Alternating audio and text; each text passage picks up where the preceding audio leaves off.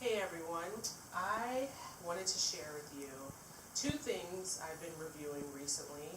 So this first one, I read a lot, and I read a lot of intense stuff, and I wanted to take a break. So I decided, someone recommended to get Jim Gaffigan's Dad is Fat.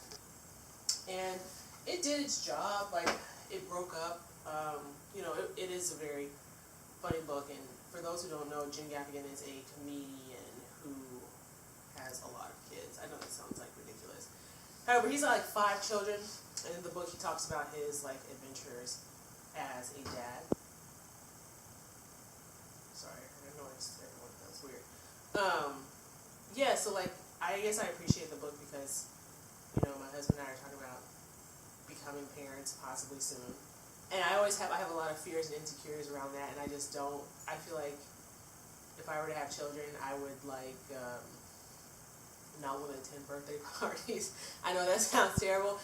Not attend kids, their friends' birthdays, and I would be like really kind of like went over it. And he kind of talks about that in the book, where it's like you have to make awkward conversation as a parent, and I feel like I would be that way, like not really wanting to be there. That sounds so negative, but it's the truth. And it makes me feel a little better that he's a parent who feels that way. That didn't change because I'm not a parent and I don't enjoy attending a lot of things.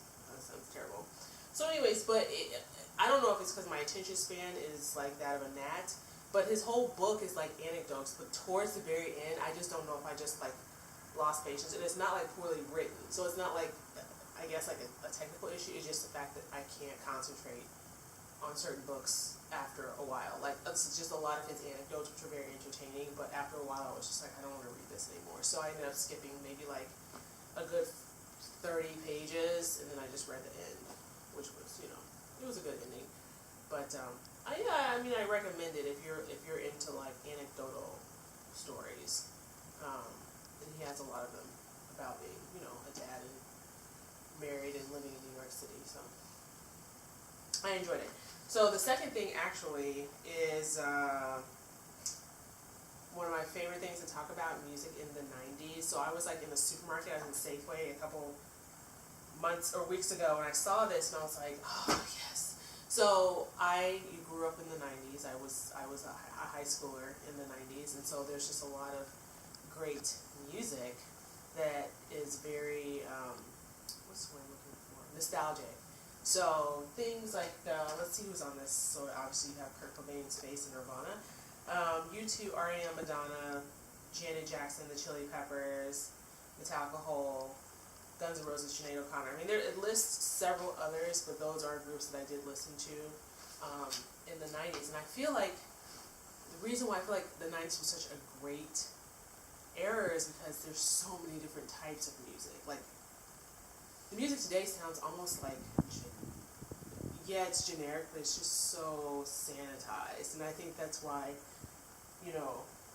these groups that I just mentioned, they are very all over the place and in a beautiful way. So that's why I miss the 90s. There's just some phenomenal music that just came out of the 90s. And I'm one of those old people that talks about, like, back in my day, like Smashing Pumpkins was great, Tupac was great, Missy was great. Missy's still great.